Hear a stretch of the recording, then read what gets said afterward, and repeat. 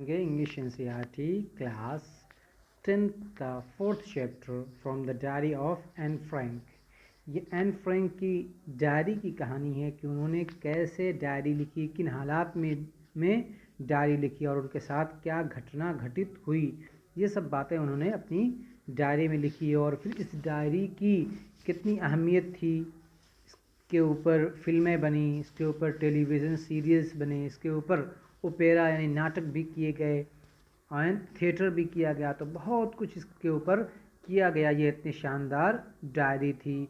ये डायरी उन्होंने कब लिखी, क्यों लिखी, कैसे लिखी, किन हालात में लिखी, ये सब चीज़ें हम इनको इस चैप्टर में पढ़ेंगे। लेकिन उससे पहले, शुरू करने से पहले, अगर आपने अभी तक हमारे इस चैनल को सब्सक्राइब नहीं किया है तो प्लीज़ सब्सक्राइब कर लें और बेल आइकॉन को प्रेस करना बिल्कुल भी ना भूलें, ताकि हमारे हर वीडियो की नोटिफिकेशन सबसे पहले आपको मिले। तो आइए इस वीडियो को शुरू करते हैं। लेकिन असल स्टोरी को शुरू करने से पहले देखते हैं कि बिफोर यू रीड में क्या लिखा हुआ है। एक ब्रीफ इंट्रोडक्शन है इस डायरी के बारे में और एन फ्रैंक के बारे में। तो आइए सबसे पहले इस इंट्रोडक्शन को पढ़ते हैं। Before you read, Anneliese Mary Anne Frank, 12 June 1929, February March 1945, was a German-born Jewish girl who wrote while in hiding with her family and 4 friends in Amsterdam during the German occupation of the Netherlands in World War II. Anneliese Mary Anne Frank, ये Anne Frank का पूरा नाम है। ये 1929 12 जून को पैदा हुई and फरवरी या मार्च 1945 को इनका निधन हो गया। ये जर्मन में पैदा होने वाली एक जेविश यानी जुडाइज़म को मानने वाली यहूदी लड़की थी। हु रोट, जिन्होंने लिखा, वाइल इन हाइडिंग, कब, जब ये छुपी हुई थी, हाइडिंग में थी, अपनी फैमिली और 4 दोस्तों के साथ Amsterdam it is the capital of Netherland. Netherland के कैपिटल अम्स्टर्डम में छुपी हुई थी ड्यूरिंग द जर्मन ऑक्यूपेशन, जब जर्मन ने नीदरलैंड पर कब्जा कर लिया था इन वर्ल्ड वॉर सेकेंड में। Her family had move to Amsterdam after the Nazis gained power in Germany but were trapped when the Nazi occupation extended into the Netherlands. इनकी family अम्स्टर्डम की तरफ चली गई जब नाजियों ने जर्मनी पर अपना कब्ज़ा जमा लिया, पावर में आ गई जर्मनी में। बट वर ट्रैप्ड, लेकिन ये लोग पकड़ी गई, कैद कर ली गई जब नाजी ऑक्यूपेशन, नाजियों का कब्ज़ा बढ़ता चला गया नीदरलैंड्स में जब उनका कब्ज़ा हो गया तब ये लोग पकड़ी गई, ट्रैप्ड कर ली गई। As persecution against the Jewish population increased, जूं यहूदी पॉपुलेशन के खिलाफ, परसिक्यूशन मीन्स अत्याचार, जुल्म बढ़ता गया। The family went into hiding in July 1942 in hiding rooms in her father Otto Frank's office building. तो फैमिली कहाँ चली गई? हाइडिंग में चली गई, छुप गई जुलाई 1942 में, 1942 में अपने पापा, अपने फादर ओटो फ्रैंक के ऑफिस बिल्डिंग के हिडन रूम में ये लोग जाकर छुप गई। ये डेट को याद रखिएगा, जुलाई 1942। After 2 years in hiding, the group were betrayed and transported to the concentration camp system where Anne died of typhus in Bergen-Belsen within days of her sister Margret Frank. 2 साल हाइडिंग के बाद ये पूरा group ये discover कर लिया गया, इनको ढूंढ लिया गया और इनको भेज दिया गया कॉन्सेंट्रेशन कैंप में, वेयर एन डाइड, जहाँ एन थाइपस ये एक मियादी बुखार है जिसमें बदन पर लाल लाल रंग के, रेड रंग के दाने निकल आते हैं। ये थाइपस की बीमारी है और वहाँ उनकी डेथ हो गई। कब, कहाँ? इन बर्गन बेल्सन, ये बर्गन बेल्सन उसी कॉन्सेंट्रेशन कैंप का नाम है with the days of her sister mortgage Frank, जब इनकी सिस्टर, इनकी बड़ी बहन मॉर्गेट फ्रैंक का निधन हो गया। Her father Otto the only survivor of the group, उनके फादर ओटो सिर्फ यही अकेले उस ग्रुप से बच गए थे। Return to Amsterdam after the war ended, और ये अम्स्टर्डम वापस आए वार के ख़त्म होने के बाद, to find that her diary has been saved, और उन्होंने अपनी उस डायरी को, उनकी डायरी को यानी एन फ्रैंक की डायरी को वहाँ बचा हुआ महफूज पाया। Convince that it was a unique diary, जिसके बारे में समझा जाता है कि ये एक यूनिक डायरी है। He took action to have it published in English under the name The Diary of a Young Girl, और उन्होंने वो एक्शन में आए और उन्होंने इसको इंग्लिश लैंग्वेज में पब्लिश करवाया, छपवाया, the diary of young girl के नाम से। ये डायरी का नाम the diary of a young girl है। The diary was given to Anne Frank for her 13th birthday and chronicle to the events of her life from 12 June 1942 until its final entry of 1st August 1944। ये diary Anne Frank को उनके 13वें birthday पर दी गई थी। And chronicle that events, chronicle means daily record, और इसमें daily record था उनकी लाइफ के इवेंट्स का, उनके लाइफ के में जो जो घटना घटी थी वो सब इसमें लिखी हुई थी। कब से कब तक? फ्रॉम 12 जून 12 जून 1942 से लेकर उसकी फाइनल एंट्री 1 अगस्त 1944 को। तो 1942 से लेकर 1944 के बीच में जितना भी घटना घटी थी एन फ्रैंक के साथ, वो सारी इसमें रिकॉर्ड थी। It was eventually translated from its original Dutch into many languages and became one of the world's most widely read books। इस डायरी को इवेंचुअली बिलाखिर ट्रांसलेट करवाया गया। इसकी ओरिजिनल डच, ये डायरी एन फ्रैंक ने डच लैंग्वेज में लिखी थी। कहाँ कि कितनी ज़बानों में? बहुत सी मुख्तलिफ़ ज़बानों में, मुख्तलिफ़ लैंग्वेज में, और ये डायरी दुनिया की सबसे ज़्यादा पढ़ी जाने वाली बुक बन गई थी। There have also been several films, television and theatrical productions and even an opera based on the diary. और इस डायरी पर, इसी डायरी के बेस पर बहुत सारी फिल्में and television serials and theatrical, और इस पर नाटक भी, थिएटर भी किए गए। एंड इवन, और यहाँ तक कि उस पर एक ओपेरा यानी नाटक भी हुआ इसी डायरी के बेस पर। Described as the work of a mature and insightful mind, जो दिखलाता है कि ये जो काम था ये एक बहुत मैच्योर और थॉटफुल माइंड के ज़रिए किया गया था। The diary provides on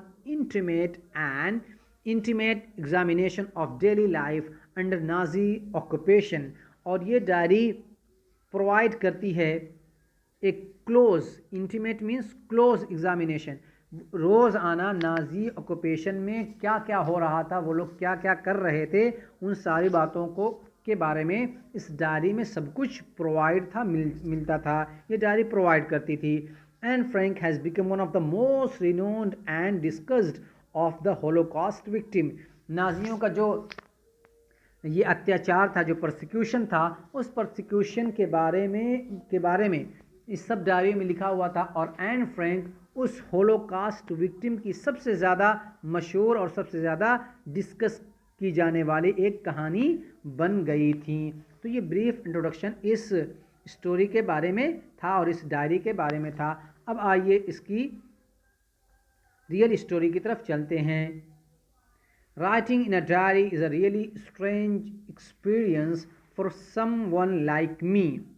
diary लिखना ये एक अजीब सा एक्सपीरियंस है मेरे जैसे लोगों के लिए। फॉर समवन लाइक मी, मेरे जैसे लोगों के लिए डायरी लिखना ये बहुत ही अजीब सा एक्सपीरियंस है कि मुझे पसंद नहीं है। क्यों? नॉट ओनली, उसका reason, not only because I have never written anything before. इसकी वजह यह है कि इससे पहले मैंने कभी भी कुछ भी नहीं लिखा। but also because it seems to me that after later on neither I nor anyone else will be interested in the musings of the 13-year-old school girl.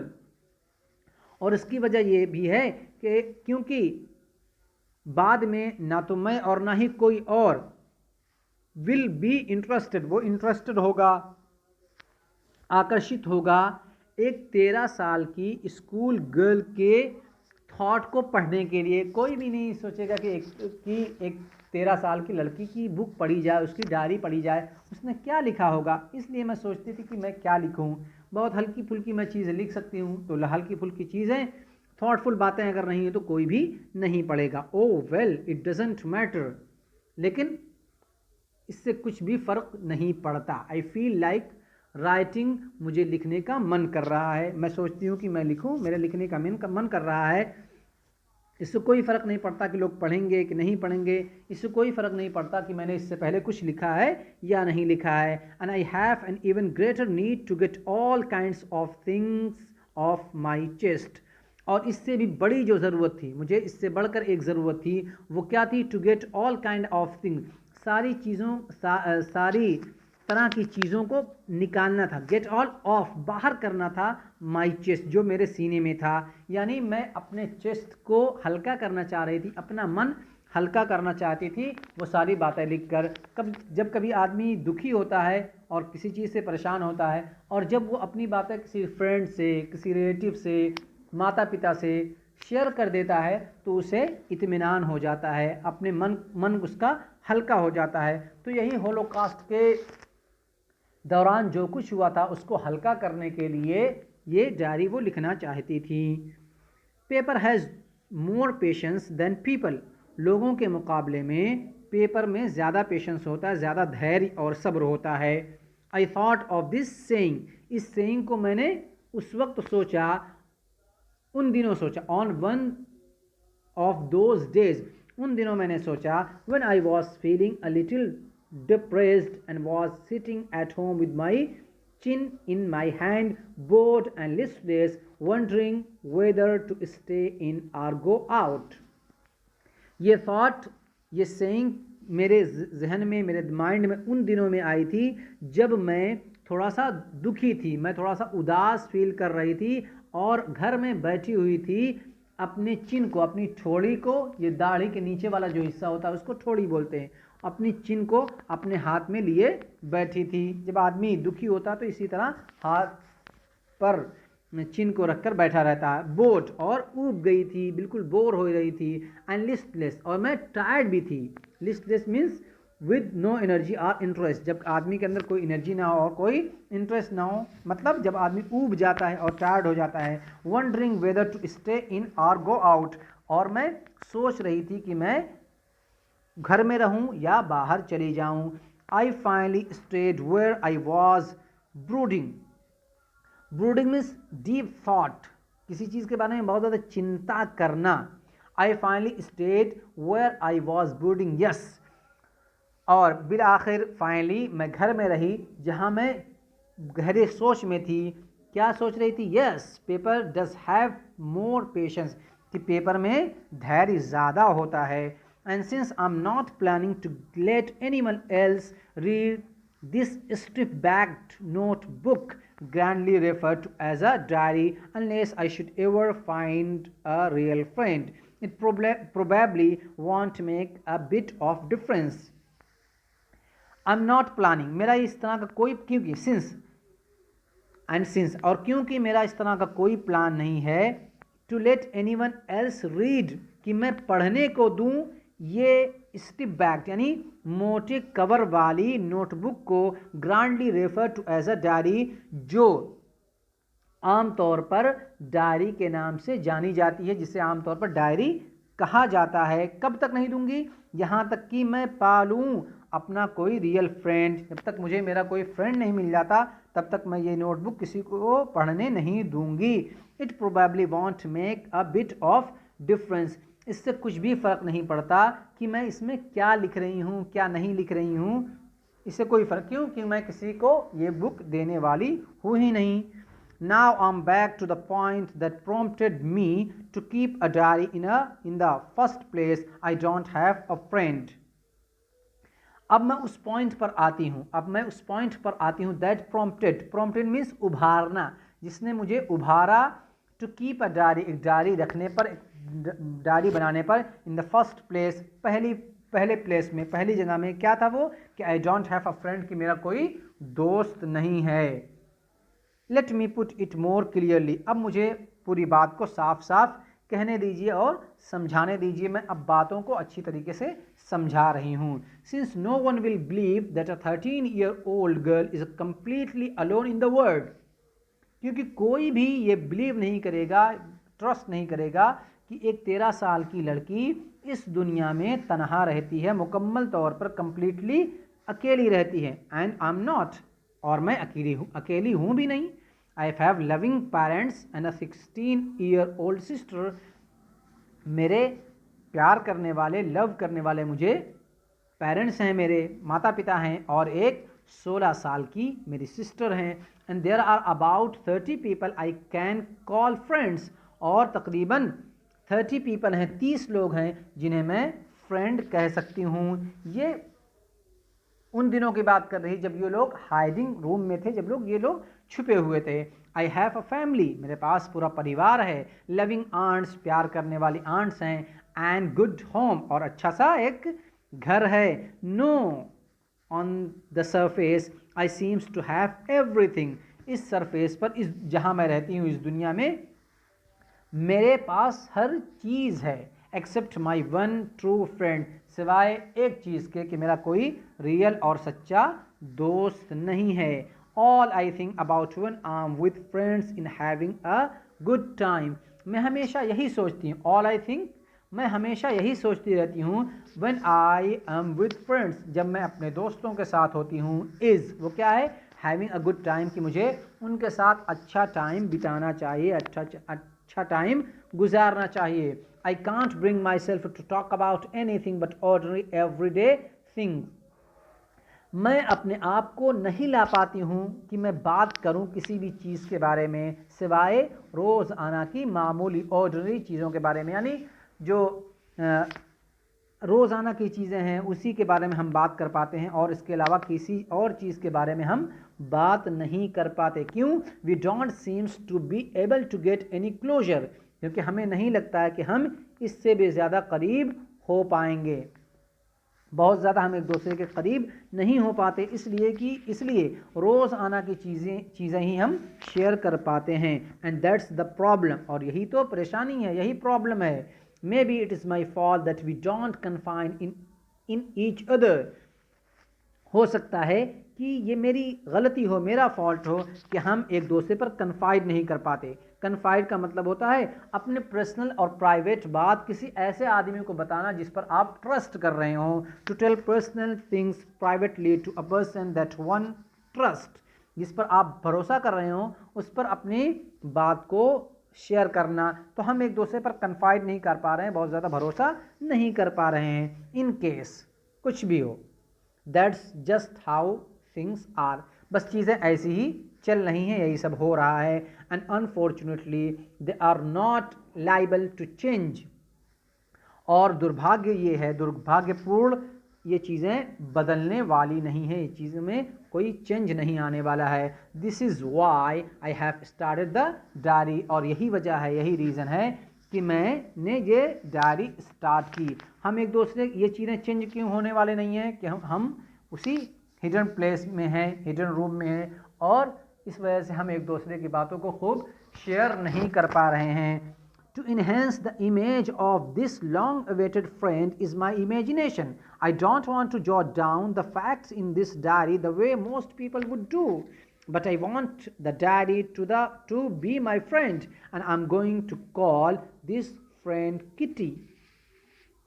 To enhance the image of this long-awaited diary, ये जो long awaited diary, जिसका long awaited friend है, ये जो मेरा दोस्त है जिसका मैंने बहुत दिनों तक इंतज़ार किया, इन माई इमेजिनेशन, जो मेरी इमेज में था, जो मेरे माइंड में था, मेरी इमेजिनेशन में था, क्या था वो कि इस लॉन्ग अवेटेड फ्रेंड की इमेज को बढ़ाने के लिए, उसकी इमेज को और इन्हेंस करने के लिए, प्रोवोक करने के लिए, I don't want to jot down, मैं नहीं लिखना चाहती, जोट डाउन मीन्स लिखना, मैं नहीं लिखना चाहती, द फैक्ट्स, वो हकीकतें, वो फैक्ट्स इन दिस डायरी, इस डायरी के अंदर, the way most people would do, जैसा कि ज़्यादातर लोग, अक्सर लोग करते हैं कि वो रोज़ आने की बातें कि मैंने सुबह से शाम तक ये किया, ये किया, ये किया, ये सब लिखते हैं। मैं ये सब बातें उसमें लिखना नहीं चाहती, मैं इसकी इमेज को, इस डायरी की वैल्यू को और बढ़ाना चाहती हूँ, इसलिए मैं चाहती हूँ, but I want the diary to be my friend, क्योंकि मैं चाहती हूँ कि ये डायरी मेरी फ्रेंड हो, and I am going to call this friend Kitty, और मैं अपनी इस फ्रेंड को किटी बुलाऊंगी, किटी का नाम दूंगी। आइए आगे बढ़ते हैं। Since no one would understand a word of my stories to Kitty if I were to plunge right in, I'd better provide a brief sketch of my life, much as I dislike doing so. No one would understand a word, कोई भी एक भी लफ्ज़ नहीं समझेगा, of my stories, मेरी kitty के साथ मेरी कहानी जो है उसमें से कोई भी एक भी वर्ड नहीं समझेगा, एक हर्फ भी नहीं समझेगा। If I were to plunge right in, अगर मैं उसको एकदम से लिखना शुरू कर दूँ, प्लंग राइट मीन्स एकदम से फ़ौरन लिखना शुरू कर दूँ कुछ बताए, इसलिए बेहतर ये होगा, मेरे लिए बेहतर होगा कि मैं अपनी ज़िंदगी का एक ब्रीफ स्केच, ब्रीफ खाका प्रोवाइड करूं कि मेरी ज़िंदगी में क्या हो रहा है, मेरी ज़िंदगी में कौन कौन लोग हैं, यानी अपनी पर्सनल बातें शेयर करूं। Much as I dislike doing so, भले ही मुझे ये सब करना पसंद ना हो, मैं इसको डिसलाइक करती हूं, लेकिन मैं बतलाना चाहती हूं फिर भी। अब ये अपने बारे में कुछ बतला रही हैं। My father the most adorable father I have ever seen, मेरे पिताजी, मेरे पापा ये सबसे प्यारे पिता हैं, सबसे अडोरेबल फादर हैं जहाँ तक मैंने देखा है। Didn't marry my mother until he was 36 and she was 25, उन्होंने मेरी माँ से तब तक शादी नहीं की जब तक कि वो 36 साल के नहीं हो गए, और मेरी माँ 25 साल की नहीं हो गई, तो दोनों ने शादी नहीं की। My sister Margot was born in Frankfurt in Germany in 1926, मेरी सिस्टर मॉगोट वो फ्रैंकफर्ट जर्मनी में पैदा हुई, कब? 1926 में। आई वॉज बोर्न ऑन 12 जून 1929, और मेरी पैदाइश मैं 12 जून 1929 को पैदा हुई। I lived in Frankfurt until I was 4, मैं 4 साल की उम्र तक, 4 साल की एज तक मैं फ्रैंकफर्ट में ही रही। My father immigrated to Holland in 1933, immigrate means एक जगह से दूसरी जगह चले जाना। मेरे फादर ने 1933 में वो इमिग्रेट कर गए, वो हॉलैंड चले गए। My mother Edith Hollander Frank, ये उनकी माँ का नाम है, went with him to Holland in September, और मेरी माँ भी उनके साथ सितंबर में हॉलैंड चली गई। While Margot and I were sent to Aachen to stay, और मैं to stay with our grandfather, जबकि मेरी बहन सिस्टर मॉगट और मुझे मेरी दादी के साथ रहने के लिए भेज दिया गया। मॉगट वेंट टू हॉलैंड इन दिसंबर, और मॉगट भी कब? दिसंबर में हॉलैंड चली गई। एंड आई फॉलोड इन फरवरी, और मैं फरवरी में वहाँ गई। तो ये अपने बारे में बतला रही हैं कि मेरे साथ कौन कौन रह रहा है और मेरे साथ क्या क्या हुआ। When I was plunked down on the table as a birthday present of Margot. Plunk down means put down in a casual way. पटक देना, रख देना, कि मुझे रख दिया गया था टेबल पर मेरी बर्थडे प्रेजेंट के तौर पर। ऐसा लग रहा था कि मैं कोई बर्थडे प्रेजेंट हूँ, बर्थडे का गिफ्ट हूँ मेरी अपनी बहन मॉगट के लिए, मुझे वहाँ रख दिया गया।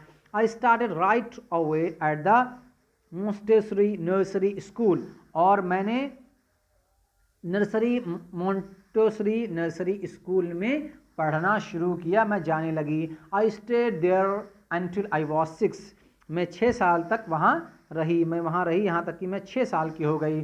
Eight which time I started in the first form, उस वक्त मैंने फर्स्ट फॉर्म यानी पहली क्लास शुरू की, पहले क्लास में पहुंच गई। In the sixth form my teacher was Mrs cuprous the head mistress. 6 साल की 6 क्लास में, छठी क्लास में मेरी टीचर वो मिसेस क्यूपरस थी, जो इस स्कूल की हेड मिस्ट्रेस भी थी। At the end of the year we were both in tears as we said a heart breaking farewell. उस साल के ख़त्म पर, एंड पर, हम दोनों रो रहे थे। वी बोथ इन टीयर्स, हम दोनों रो रहे थे, हमारी आंखों में आंसू थे, जब हम एक दूसरे से फेयरवेल कर रहे थे, जुदा हो रहे थे। ये फेयरवेल बहुत ही हार्ट ब्रेकिंग था, दिल को तोड़ देने वाला था, यानी दोनों एक दूसरे से बहुत ही ज़्यादा अटैच हो चुकी थी, इसलिए दोनों एक दूसरे को छोड़ना नहीं चाहती थी, बहुत इसी वजह से वो सब रो रही थी। In the summer of 1941 the grand माँ fail ill.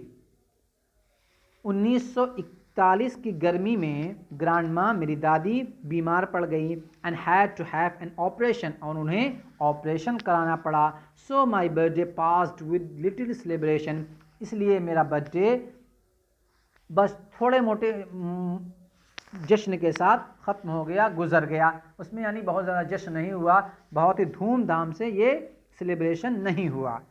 Grandma died in January 1942, grandma का 1942 में निधन हो गया। No one knows how often I think of her, कोई भी ये बात नहीं जानता कि मैं उन्हें कितना याद करती हूँ। एंड स्टिल लव हर, और मैं उनसे अब भी प्यार करती हूँ। This birthday celebration in 1942 was intended to make up for the other, and grandma's candle was lit along with the rest. ये बर्थडे सेलिब्रेशन जो 1942 में हुआ था, 1942 में हुआ था, इसमें वॉज इंडेड, ये नियत की गई, ये इरादा किया गया कि ये दूसरे वाले बर्थडे को, जिसमें सेलिब्रेशन बहुत ही लिटिल हुआ था, उसको पूरा कर देगा, टू मेकअप उसको पूरा कर देगा। एंड ग्रैंड माज कैंडल, और ग्रैंड माँ के लिए भी, दादी के लिए भी कैंडल जलाई गई, वॉज लिट अलॉन्ग, उनके जलाई गई along with the rest, Bakiya candle के साथ। The four of us are still doing well. बकिया हम चारों लोग अब भी अच्छे से ज़िंदगी गुजार रहे हैं, अच्छी तरीके से रह रहे हैं। And that's bring me to the present date of 20 June 1942, और यही अब मैं प्रेजेंट डेट यानी 20 जून 1942 में आ गई हूँ, यानी मैं अब इस वक्त, जिस वक्त मैं अपनी डायरी को लिखना स्टार्ट कर रही हूँ। And the solemn dedication of my diary, और मैं, सोलेम मीन्स होता है सिंसियरली, सिंसियर, और मैं एक अपनी डायरी को एक सिंसियर डिरेक्शन देना चाहती हूँ। तो ये था एन फ्रैंक के बारे में ब्रीफ इंट्रोडक्शन। अब इसके बाद जो है वो उन्होंने इस डायरी के अंदर क्या लिखा था, वो बातें आगे के पाठ में आएंगी। तो आज के लिए बस इतना ही। आप हमारी इस वीडियो को अगर पसंद आए तो लाइक करें, शेयर करें, और कमेंट सेक्शन में ज़रूर बतलाएं कि आपको ये वीडियो कैसी लगी, और चैनल को सब्सक्राइब करें। मिलते हैं इस चैप्टर के नेक्स्ट पार्ट के साथ। Till then take care and have fun.